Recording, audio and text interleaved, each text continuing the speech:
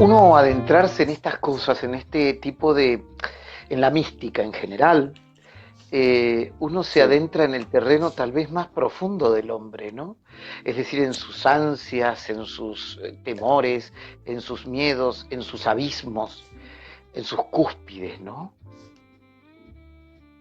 sí, la mística básicamente tuvo preponderancia y siempre fue importante desde que surgió en el judaísmo, porque empieza a dar respuestas a lo que la tradición mainstream, ¿sí? Ya sea en primer lugar, digamos, el Cohen Gadol, el sacerdote, o sea, ese judaísmo monolítico digamos, de los templos de Ujú, Jerusalén, pero después el rabínico, no daban respuesta, porque los grandes problemas de la mística son el problema del mal, el problema de la reencarnación o transmutación de las almas, ¿sí? El problema de el pasaje de lo divino y lo mundano, el ujú. problema de los secretos divinos, o sea, y cómo utilizarlos. Desde ahí, la mística contiene narrativas y saberes, por lo cual empiezan a meterse por todo el entramado de los judaísmos. O sea, básicamente dan respuesta. Y otra cosa más, perdón, la mística, ante todo, es un saber que se construye desde la experiencia, ¿sí? Ujú, ujú. No del saber a la experiencia, sino la experiencia al saber. Eso es importante decirlo también. Emma, hablamos sobre la mística, ¿no? Ahora, ¿qué es el Sí. místico? Vos hoy en algún momento nos decías, no hay ascesis, es decir, para la concepción judía lo ascético no existe. Entonces, ¿en qué consiste, en qué reside el místico? ¿Cuál es su praxis? ¿Cuál es su práctica? ¿Cómo se encarna la mística? Bueno, la mística tiene diferentes movimientos. Es en la mística en donde aparecen algunos grupos sí ascéticos, muy chiquitos, muy particulares. Pero más que nada el ascetismo tiene que ver con los ejercicios o las prácticas que hay que hacer con el cuerpo para acceder, ¿sí? Sobre todo a diferentes estados, eh, lo que el mundo racional llama irracionales, ¿sí? De la mente o desdoblados. Para los que estudiamos mística y trabajamos la mística son justamente los estados místicos. Pero básicamente la mística surge en dos corrientes, se llama Masé Bereishit y Masé Merkabah, o sea, los relatos del Génesis y los relatos del carro divino. ¿Por qué? Porque si uno vuelve, y los invito a que vuelvan al libro de Génesis del texto bíblico, y no desde un lugar religioso, léanlo, y no se entiende una goma. O sea, deja más dudas, deja más preguntas que respuestas. Entonces, estos primeros personajes que inician la tradición mística judía, lo que hacen es empezar a preguntarse por qué dice lo que dice el Génesis y por qué dice lo que dice la creación y cómo Dios crea. ¿Sí? Por eso el primer libro místico que nos llega y que se ha guardado hasta ahora se llama el Sefer Yetzirah, el libro de la creación, en donde se trata de explicar cómo Dios crea el mundo a través de la utilización de las palabras y los números. ¿Sí? Ujú, Y es interesante porque acá empiezan a entrecruzarse las tradiciones, porque en el texto rabínico, en el Talmud, se cuenta que dos rabinos importantes estudiaban el Sefer Yetzirah, estudiaban el libro de la creación, para crear todos los viernes un cordero para que sea comido en Shabbat. ¿Sí? ujú. Por lo cual acá es donde empieza lo simpático, que se empiezan a cruzar todos los relatos.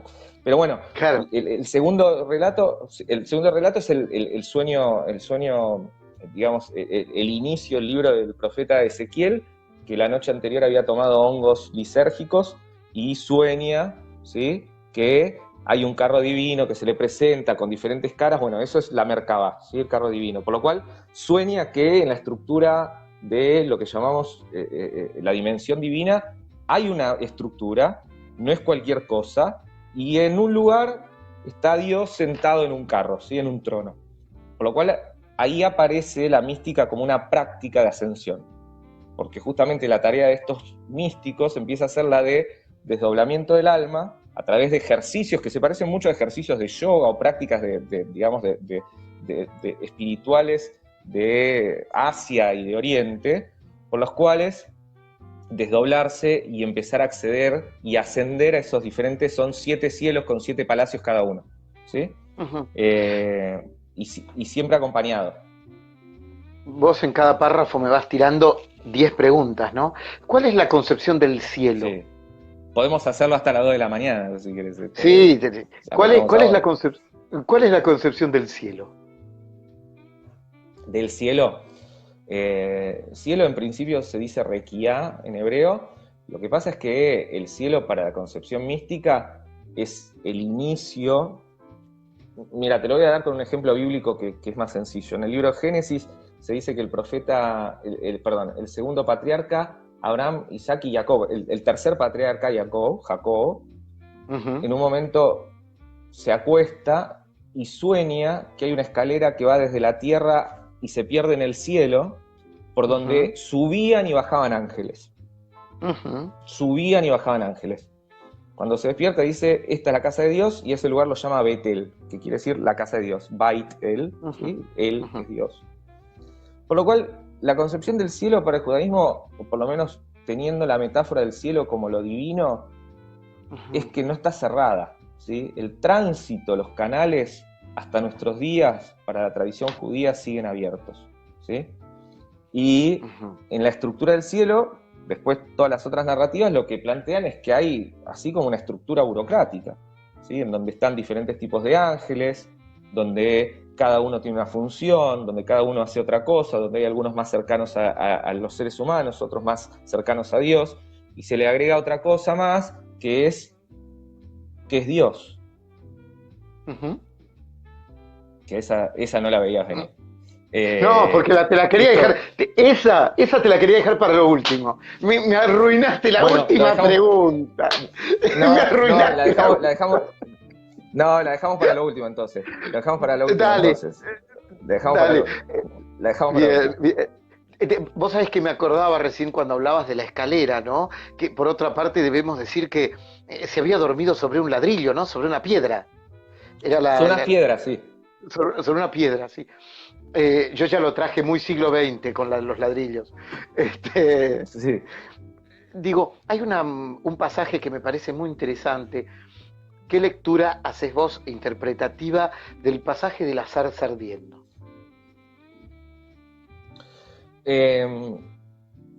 Yo vuelvo a la referencia que les nombré y que te nombré de Éxodo 33. O sea, Dios a lo largo del texto bíblico se manifiesta de diferentes formas, porque Él mismo no se puede manifestar, ¿sí? O sea, el lugar primordial para la experiencia epifánica o de la voz divina es el espacio onírico, ¿no? Los sueños. Ahí hay todo un desarrollo de qué pasa en los sueños, qué pasa con el alma, etcétera, en los sueños. Ahora, la zarza ardiente, o sea, simboliza una forma de justamente manifestarse no siendo lo que no puede manifestarse, ¿sí? O sea, que arda una zarza no es lo mismo de que arda el mundo o arda Córdoba, ¿no? Como ahora que se está quemando todo Córdoba. Digamos, una zarza ardiente es una pequeña muestra de ese calor divino, de esa luz divina que algo expresa. ¿Y qué expresa? Así que, no, un llamado, básicamente. Un llamado. Y la tierra sagrada. Dios expresa. Yo ahí tengo. Este último año fue un año, tal vez porque terminé este libro que para mí duró 6 años y es un libro clave, porque, o sea, la palabra y la errancia para una filosofía de la inexistencia es la inexistencia de Dios, ¿no? No como que no existe, sino que está antes de la existencia, ¿sí? No se lo puede considerar como existente. Y en ese sentido fue mucho trabajo hasta más de escritura. Yo vivo el proceso de escritura como un proceso de mucha oscuridad y bastante trágico, ¿sí? No soy feliz escribiendo, aunque sé que es lo que tengo que hacer y lo que amo hacer, pero no puedo ser feliz escribiendo porque escribir es transformar la belleza y el silencio en palabra y eternizarlo, ¿no? Ponerlo en el papel. Entonces es algo no natural, la escritura no es natural a lo divino, ¿sí? ¿Es como parir, como el dolor del parto, o no? ¿O es trágico? No, es trágico para mí. El dolor del parto es parte de la creación, y es natural a la forma de crearse y recrear al ser humano. La escritura es una violencia sobre el silencio del mundo que no estaba prevista. O sea, digamos, y violenta el mundo silencioso o de otros lenguajes. Por eso lo vivo como trágico.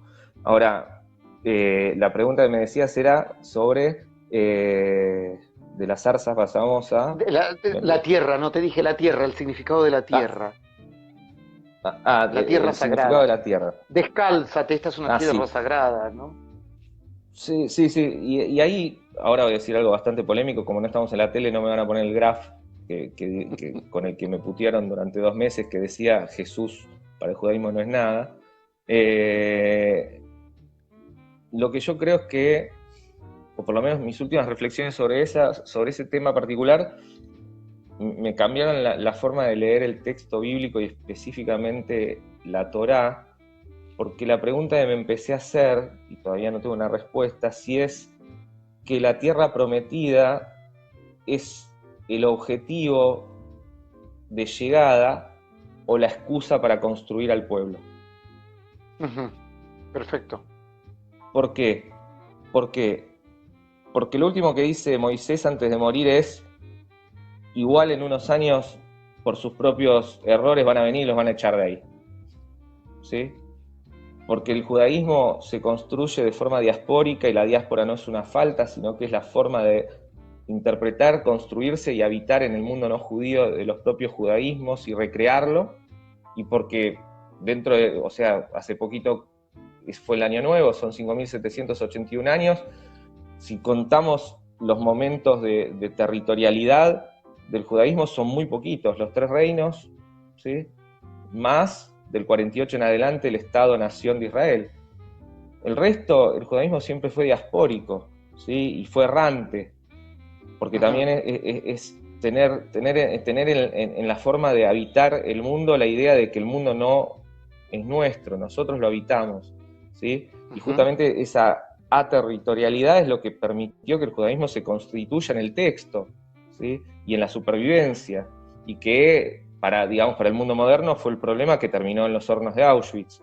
Entonces, desde ahí me empecé a hacer esta pregunta: si la tierra prometida es realmente el punto de llegada, porque nunca se dio, o es la excusa para construir este pueblo que tiene que llevar otra cosa, que tiene que llevar una palabra, una forma de vida que en definitiva se universalice en algún momento histórico, o ahistórico hacia el final.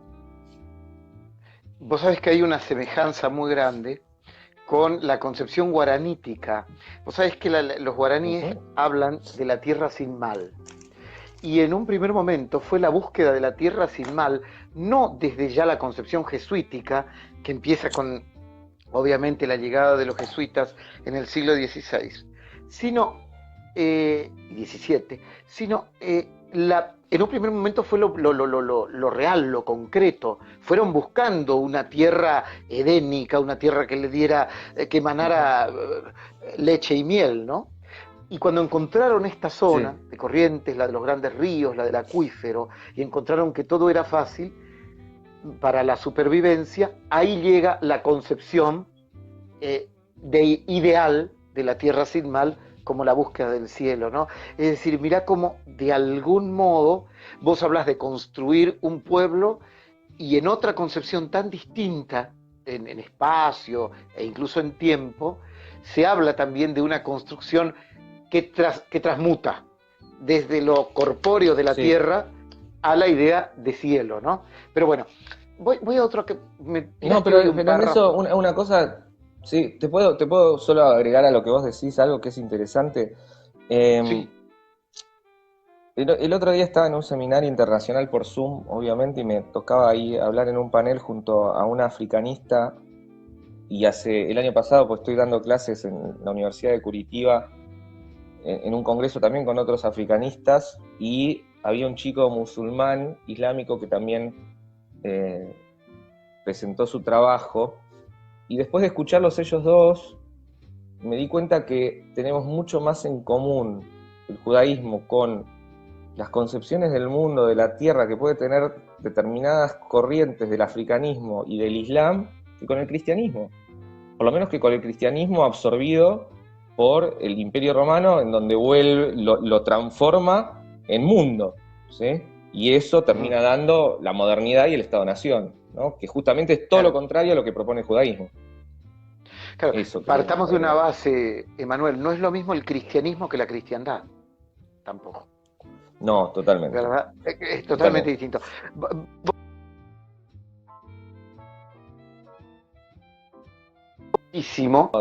Ahí está. Me encantó mucho, la verdad, lo que hablaba sobre el tema cuerpo. Me importa eso fundamentalmente. Hay una cosa en la cultura judía muy fuerte sobre el tema del cuerpo, ¿no? La purificación, el cuerpo, el tema de lo que hablábamos alguna vez en privado, el tema de la mujer y su peluca, el tema de todo lo corpóreo, el tema del ritual de la muerte, con la purificación y el baño. Es decir, ¿cómo es esto en el judaísmo, el cuerpo, y hoy, ya en el siglo XXI?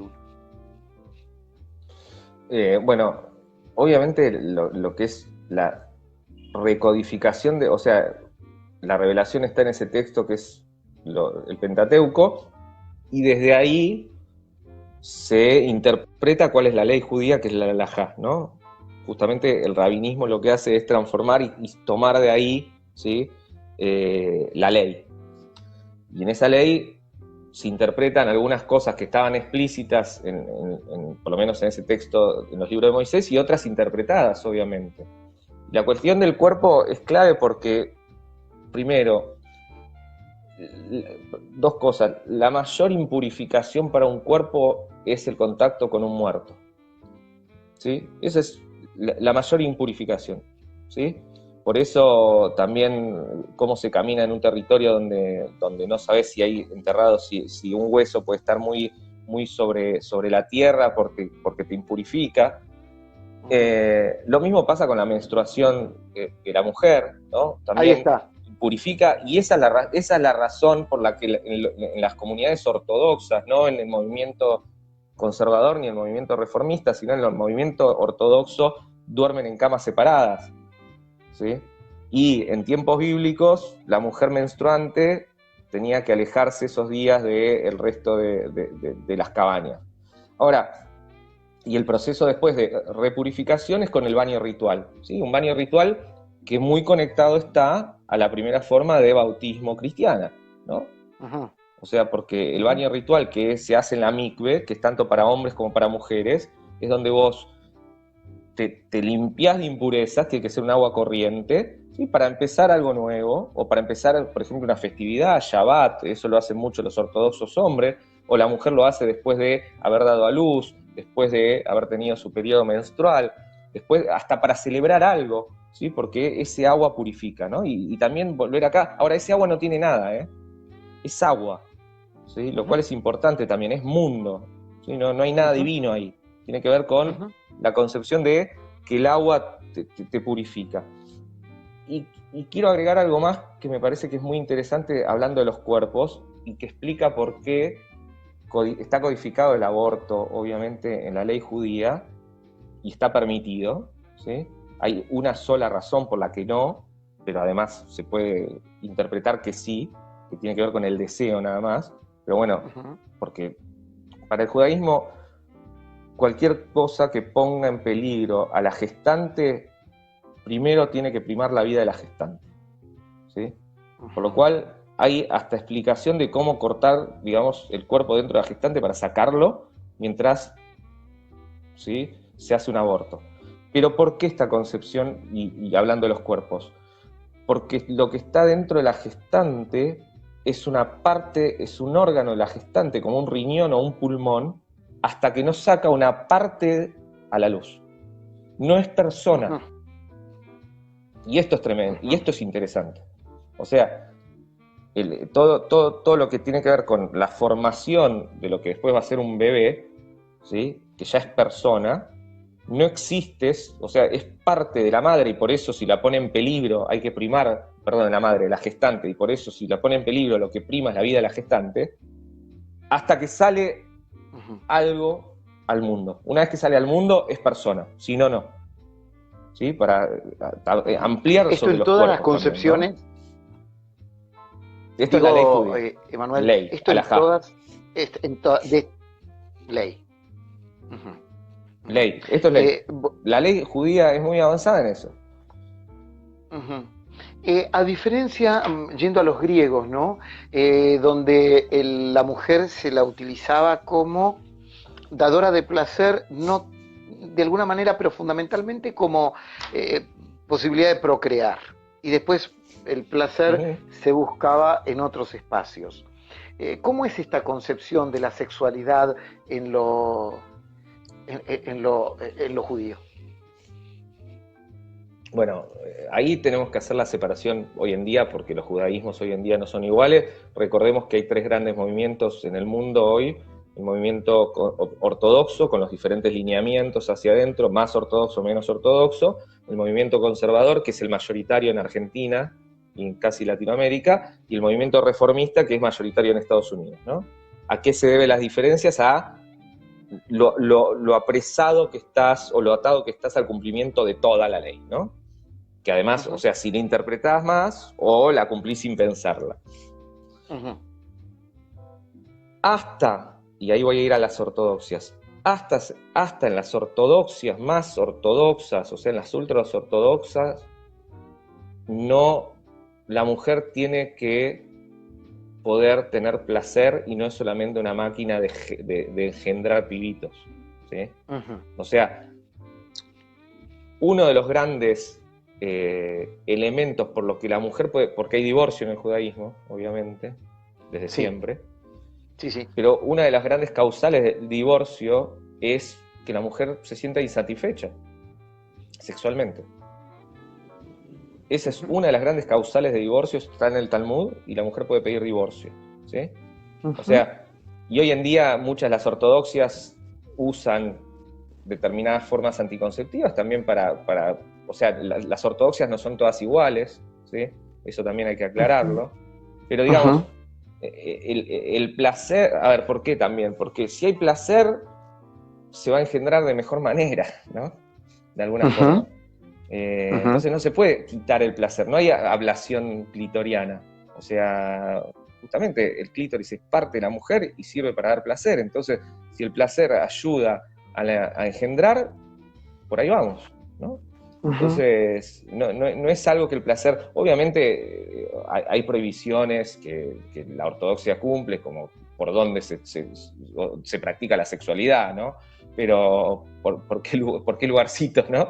Pero digamos, básicamente el placer existe y la mujer no es una máquina de dar hijes o pibites, sino que tiene un montón de responsabilidades, tiene un montón de... Por eso cuando salió una nota muy grande, después de que expliqué lo de poco ortodoxa en Clarín, en donde me hicieron esa nota y yo decía, no se puede interpretar a las ortodoxias sin entender a las ortodoxias, o sea, no se puede interpretarlas desde el vamos con nuestros valores morales, éticos, que nosotros practicamos, porque si no, es imposible comprender a cualquier ortodoxia. Porque muchas preguntas que me hicieron es, ¿pero esas mujeres que parecen sometidas son felices? Y son muy felices. Claro, pues es una concepción. Preceptos. Es una concepción. Es una concepción de vida y de mundo. Absolutamente. Sí. O sea, recordemos que estar tapada con la peluca no pasa por cagarse de calor. Pasa porque el pelo, ¿sí?, es algo muy erótico y tiene que preservarse hacia adentro de la casa. Obviamente que desde nuestros valores parece una opresión, una forma de dominación, pero no lo estamos pensando dentro de la lógica, ¿sí?, de vida de esas ortodoxias. Brevemente, porque quiero ir hasta lo político un momento, pero brevemente, ¿cómo es el tema de la homosexualidad en esta concepción, en las tres? En la ortodoxa, en la conservadora y en la reformista. Sí, la homosexualidad en el movimiento conservador y en el movimiento reformista ya no son ni un problema, o sea, no pasan ni con problema. porque hay hasta rabinos homosexuales y rabinas lesbianas, digamos, tanto para el movimiento conservador como para el movimiento reformista, que en el movimiento reformista además naturalmente desde que se creó casan, ¿sí? Hacen casamientos igualitarios.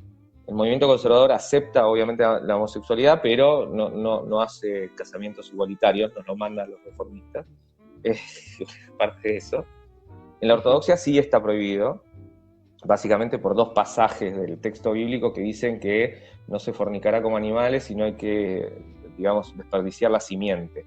Lo que pasa es que eso después, como es una tradición interpretativa, y es una tradición interpretativa en nuestros tiempos históricos, tanto el movimiento conservador como el movimiento reformista, ¿sí? Entendieron que no pasa por ahí, ¿sí?